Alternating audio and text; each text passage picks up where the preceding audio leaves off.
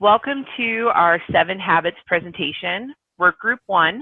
My name is Caitlin. I'll be your first presenter, and then we'll have Jordan, and last but not least, Matthew. Hello. So today we're going to cover habit number 1 in the book, The 7 Habits of Highly Effective Teens, written by Sean Covey. So what is habit number 1? Habit number 1 is be proactive. So what's the definition of proactive? Proactive is acting in anticipation of future problems, needs, or changes. And our author of the book has this to say about being proactive. Being proactive is the key to unlocking all other habits, and that's why it comes first. So for the sake of better understanding being proactive, let's define its opposite. Being reactive is defined as acting in response to a stimulus rather than controlling or creating it. And Covey says that reactive people are like a can of soda pop. You just shake them up a little bit and the pressure builds and suddenly they explode. So my teammate Jordan and I are now going to perform a short skit in which we have a telephone conversation regarding an assignment. And so from what we've already learned about proactivity and reactivity, we'd like you to try to guess what type of reaction I'm demonstrating after watching our skit. Okay.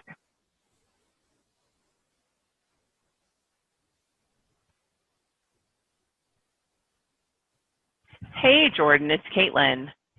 Hey. Hi. Hey, I wanted to catch up with you and see if you'd finished the part of the assignment that's due on Wednesday. I have not finished it yet, but I'm going to be working on it and finishing it over the weekend. Wait, seriously? But you've had at least 3 days to work on this.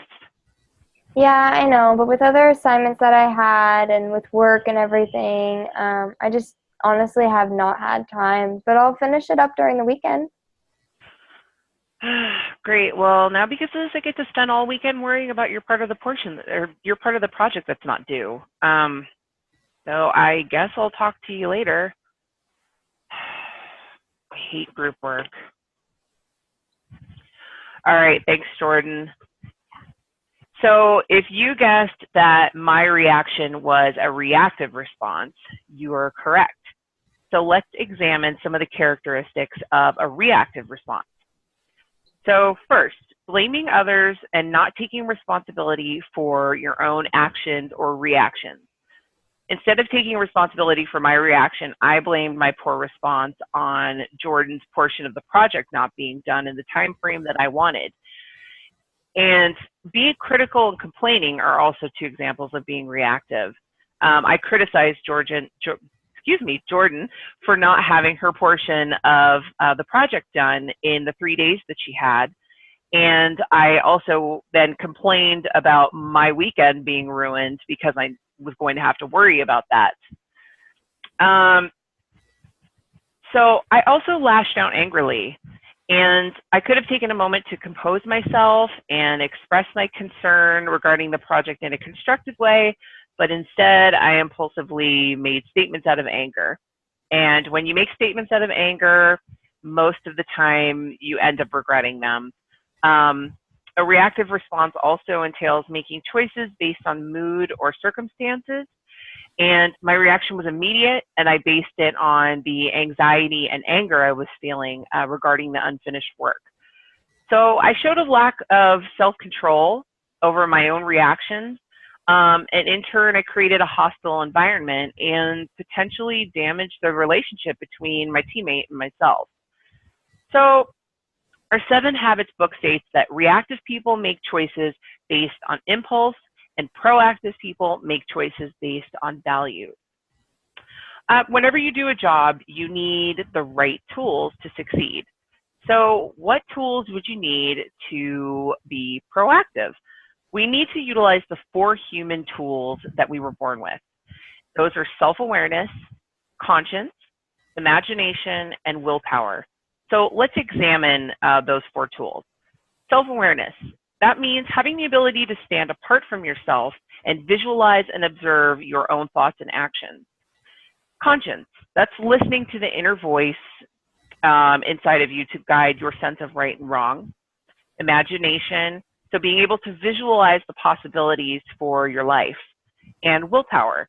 So we have the power to choose and control our reactions over what happens to us. So by tapping into these 4 tools, we can begin to pave the way for success in terms of being a proactive person. So now that we understand our terms, I'm going to turn the presentation over to Jordan, and she's going to talk to you a little more in depth about what it means to actually be proactive. Okay, Jordan? All right.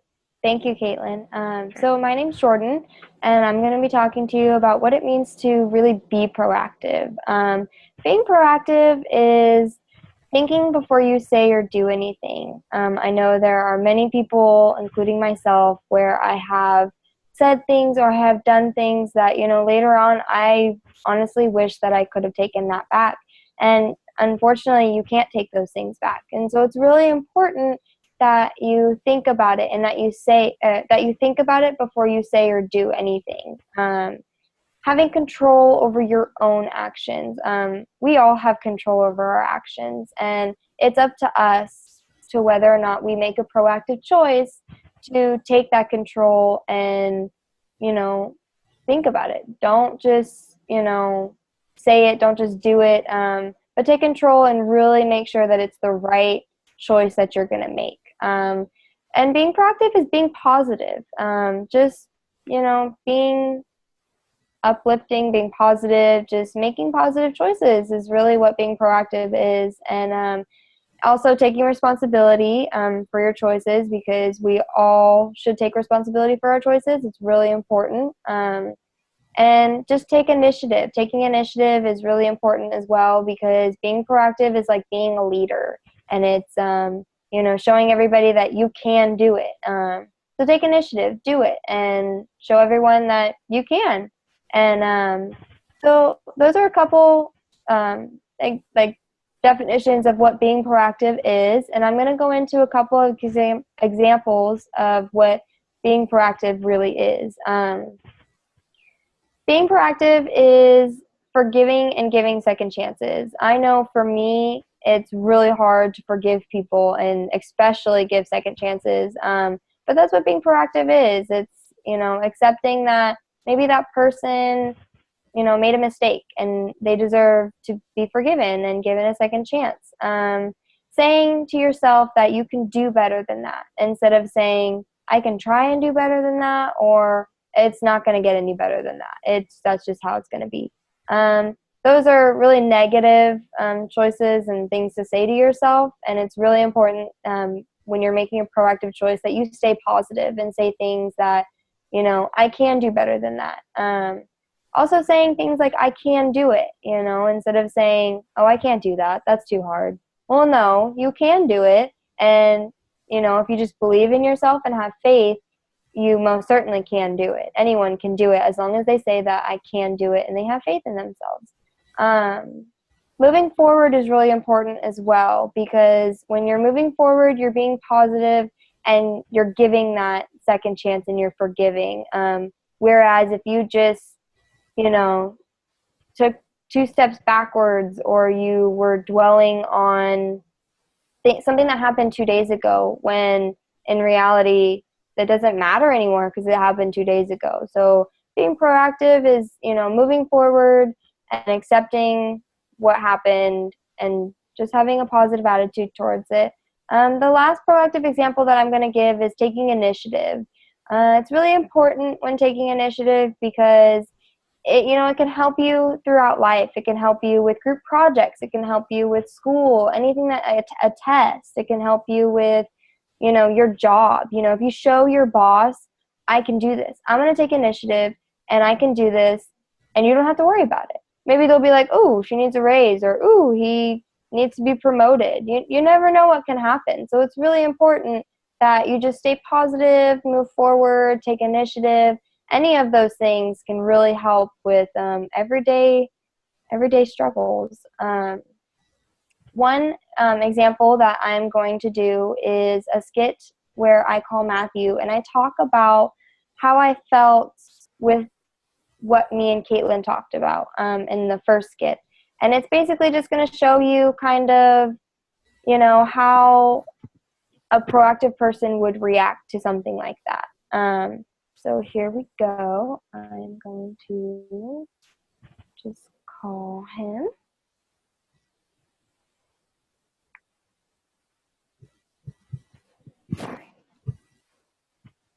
Hey Matthew, it's Jordan. I just got off the phone with Caitlin and she was not very happy with me.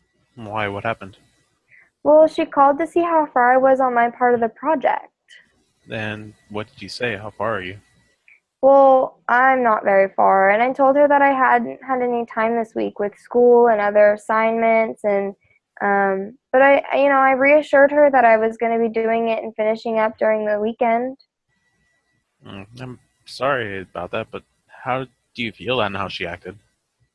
Well, she acted kind of mad at me, like she didn't trust that I was going to finish my part, and she lashed out at me. And at first, I was thinking I should lash out back because I wouldn't let someone talk to me like that. Um, but now I'm kind of thinking that you know not saying anything was the best, and that I need to think about it before I say something. Yeah, that would be a good idea. Yeah, so I was thinking maybe like I should maybe call her up later or text her, just apologize that I didn't make this project a priority and reassure her that I'm going to be getting it done over the weekend. So maybe she'll have a little bit more trust that I will. Yeah, definitely sounds like the more proactive choice to make. I like it. Yeah, all right. Well, thank you for listening. I'll Yeah, talk no to you problem. soon. See ya. All right, bye. All right, so that was more of what a proactive person would do. I thought about it. I didn't say anything to Caitlin with how she felt or anything like that because I know that if I would have lashed right back at Caitlin, it would have made things 10 times worse, and I would have probably said things that I would have regretted in the end. And it's just smart to make sure that um, just kind of think about it. Take some time, think about it, and then come back to it later. And it will definitely help because I definitely did not want to ruin, a relationship that I have with my group partners and make things harder than anything else. So that's what a proactive person would do. I'm going to talk to you a little bit more about how real life examples, like how you can relate yourself to some real life examples of being proactive. It's so I know that I and a lot of other people have been cut off by drivers and they don't signal or they don't like say anything. And to me, that makes me feel really mad. And I know I've seen a lot of people, maybe flip that person off or um, even just say they would like speed up to catch up to that person and roll their window down and they would just yell at that person. Well, those choices are not proactive choices and they are probably choices that we should not make. A proactive choice is something that would happen like that is to just tell yourself, I will not let that person ruin my day. I'm just not going to do it. And move forward. Don't dwell on it. Just move forward. Be positive, and it will make your day so much better. Um, Another example that you can probably all relate to, or most of you, would be exercising. So, say you're like running a marathon or you are going to the gym and you're exercising. Well, I know for me, exercising is really hard. It's hard to get into it. It's hard to stay and do it every day. But what do you do when someone says, "Hey, try this. It'll help you with your legs," or "Hey, try this. It'll help you with arms," and you try it and it's so hard and you're just like, "Oh my gosh, like I can't do this." And I know for myself, I would always say, "I can't do this. Give me something easier. I can't do this." But that's not being proactive. That's more of being reactive, and it's really not having faith in yourself, and it's letting yourself down. And a proactive choice to exercising or running a marathon or any type of exercise would just to tell yourself, I can do this. I know I can do this, and I'm going to do this. And it honestly will help. It will help you get through your exercise. It will, you know, just stay positive and have faith in yourself that you can do it. One last example that I think a lot of us can relate to would be working in groups. When you work in groups, or even when you're in a classroom and your teacher asks a question, would you give your opinion right away, or would you wait for someone else's opinion? I know for myself is something that I would wait for someone else's opinion, because I'm not fully confident in my own opinion. I don't think that my opinion is that great. And so I would wait for somebody else to give their opinion. And then, well, maybe that person gave their opinion and it's the same opinion. And then there's no point in you giving your own opinion. Or maybe that person gives their opinion and it's completely different from the opinion you're going to give. Well, proactive choice with something like that would just take initiative. Give your opinion first, because everyone could love your opinion. And then there's people who could not love your opinion. And in that case, well, move forward. Don't dwell on it. But at least you took the initiative to say, I'm listening. I'm here. And I'm confident in my answer. Even if other people don't like it, at least you're confident, and at least you made a proactive choice.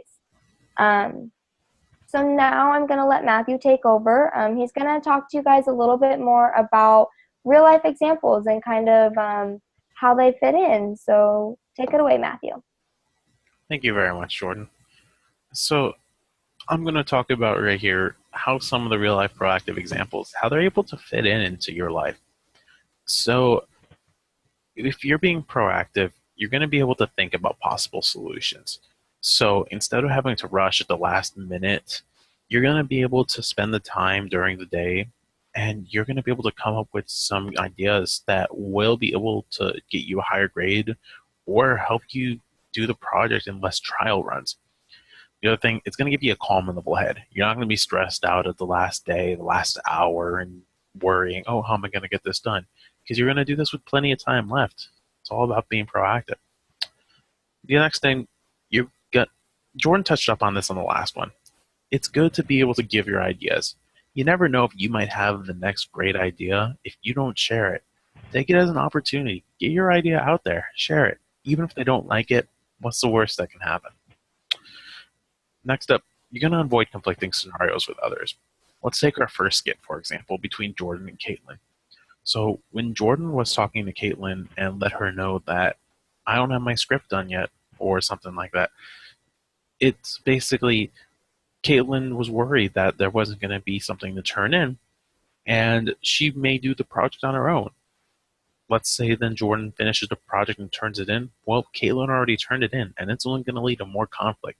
And conflict is never healthy between people. It's always good to avoid it, and it's best to reach a very concise agreement. So get your assignment done beforehand. Be proactive about it. Let's take a personal example. So the company that I work for, we have the holidays coming up. So what we're doing to help mitigate any of the stress that we have is we're ordering our inventory beforehand. We're ordering the supplies so that way come holiday time, we're not going to have to worry about any last minute shipments or stuff that's coming in late because of a rainstorm or a snowstorm. We will already have it in our store. So by doing this, it's going to be a lot more calm, and we're going to get through the holidays hopefully a lot smoother than how we usually would.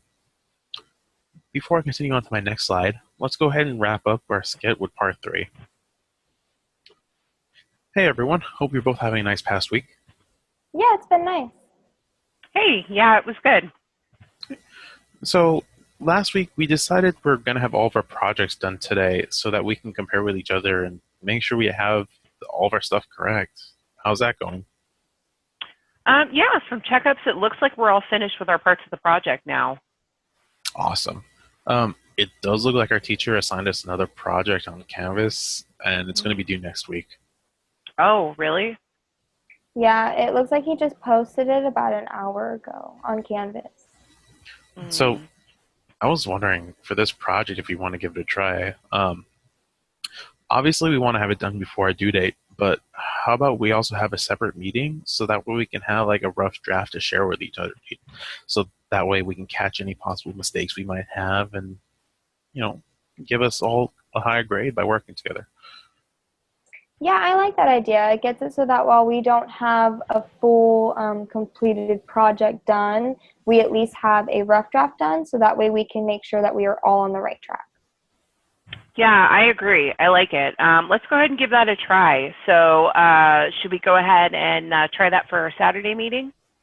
Yeah, Saturday works for me. Yeah, that works. Okay. Well, now that our current assignment is done and turned in, and we know what we're doing for next week, I guess I'll see you both on Saturday. Yeah, I'll see you on Saturday. All right, see you on Saturday. Okay, sounds good. All right. So, with that, thank you, by the way, Caitlin and Jordan, is part 3. And let's just see some of the advantages to being proactive from that skit. Now that our group decided, hey, let's have a rough draft, just as an idea, your group will be able to finish the project on time because you already have something done. And you're going to be able to go through those drafts and you're going to be able to find some errors from the other people that they may not have found. You're writing an essay and there's a grammatical error right here, but you didn't notice it. The person who you're working with, if it's a group project, will be able to find it and will give you a better grade by working on that. The other thing, you get to take your time on problems. I am more than sure that all of us have had those late nights where we're up at 1 or 2 a.m. and we're just trying to finish the homework assignment. We don't care about learning it. Well, the thing is, if you're not learning it, it's not really worth to be doing in general. So by being proactive and doing it earlier in the day or even a day before when it's assigned, you're able to learn the problems. You're able to spend the time, not rush yourself, and you will be able to understand, get a higher grade, and it can only help you out in the class, the job, and whatever you're doing. Finally, the other thing is for being proactive, it will help you out because it will free up more time to do exercising, spending more time with your friends, or just being with your family. Those 3 things, while there's many others, those will help you so much in living a more healthy lifestyle that there is exponential benefits to being proactive. So with that, I do hope our group was able to convince you to lead a more proactive life. And thank you very much all for watching this. Have a good rest of your day. Great. Thanks, guys. Thank you.